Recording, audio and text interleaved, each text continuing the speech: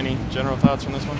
Yeah, I mean, obviously, we always want to get more, but we're happy to walk away with at least a point, especially when you look at, the players we were missing in total and, losing Marshall right before the game with an illness and then losing Jimmy Traore as well. Made it a little difficult. We had to make some unusual changes and substitutions, but, I mean, I thought we did well. We were unlucky on Oba's shot, there. We could have maybe pulled off the win. And, but I wasn't happy with the goals we gave up, obviously. How do you assess Stefan Frei's performance? Well, I mean, the goal's on him and on our defenders for not stepping in on that one. He made a save at the time when it was 1-1 where he came up with a big save to his left and made a big save later. But that's something that, obviously can't happen. It's just a groin. He felt his groin, didn't think he could go on. What do you think of, Brad's willingness to play and how he played? I thought Brad did all right. He did what we needed of him. We brought him in the middle of the back, and then when we were down 2-1, I felt Brad could give us a little more offense, so I moved him over to right back and moved Ani Baba into the middle. So I feel like we've talked about the idea that it's worse for a goalkeeper to give up a bad goal than it is to save, to make a big save, than it is positive to make a big save. Is that a situation like this, or do you feel like it evens out? You never want to give up soft goals, and that's something you want to eliminate. If they beat you, they got to beat you on something good. But that whole sequence was a comedy of errors, because we cleared the ball towards our own goal. So, it started there. Chad scores in his first start. Can you talk about what you saw from Barrett today? I thought Chad, it was a great header. I thought he did well. Cooper had a good left-footed cross. Chad, it's been a while since he played wide right in midfield. I thought he put in a really good shift out there. I thought he played well. Came out because he was starting to cramp up as well. But I was pleased with what he did. You talked about kind of his contributions and what you liked out of what you saw from him at forward throughout the weeks. What did you see? Yeah, Chad. So what did you like about him to give him the start today? Well, he's been good about making sharp runs, and so forth, getting into the box. I knew he could play wide because he's played wide before when he was younger. I thought he did a good job helping out on Mane as well. We needed him to help out defensively with Ani Baba there, and I thought after the first 15 minutes that worked out well for us. But he's been good with the ball. He's been sharp. He almost put Obafemi he almost put through on the breakaway, with the long pass. So he's been training well, playing well. Second goal, of course, will get the attention. But what did you see on the first one? Well, the first goal, it's obviously the guy gets into the box. We had a chance maybe to stop him earlier, engage the player outside the box. But then, once he gets in the box and we have, two players around him, so we've got to double and we've got to stay on our feet there. And, so we leave our feet, he cuts, and we actually tackle our own player.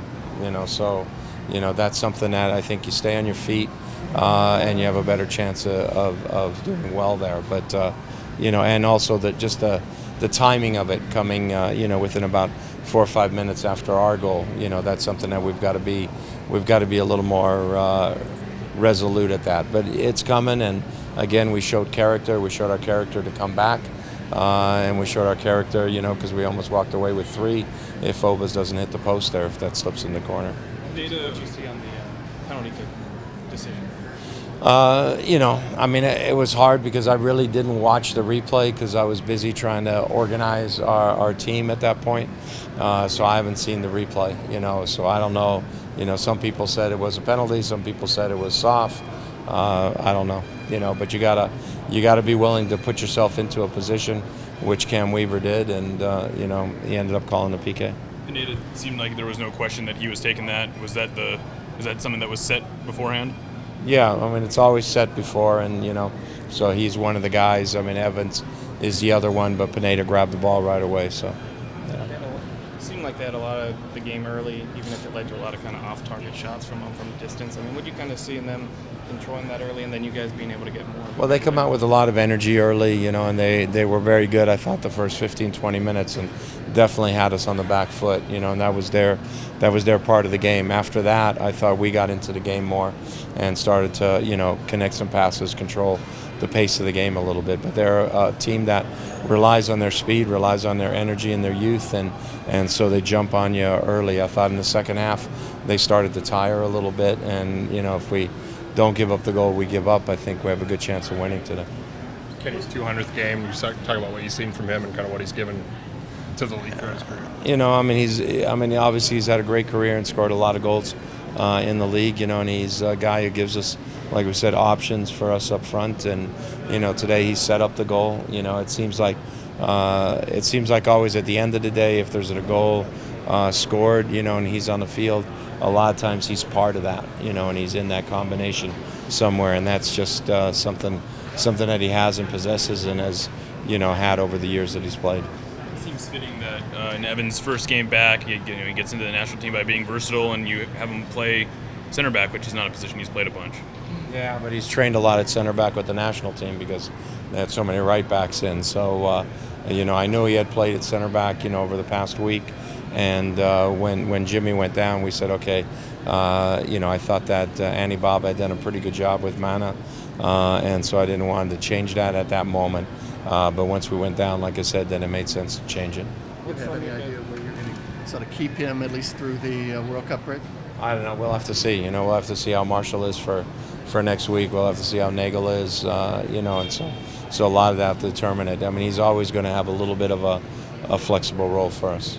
Marshall's fitness is such that you could see it lasting a week? No, I mean, I don't know. You know, I mean, he's obviously, I don't know. We don't know if he has a stomach flu or whatever, but obviously he wasn't feeling well. So something happened last night, today. Did he make the trip? When he got up. Oh.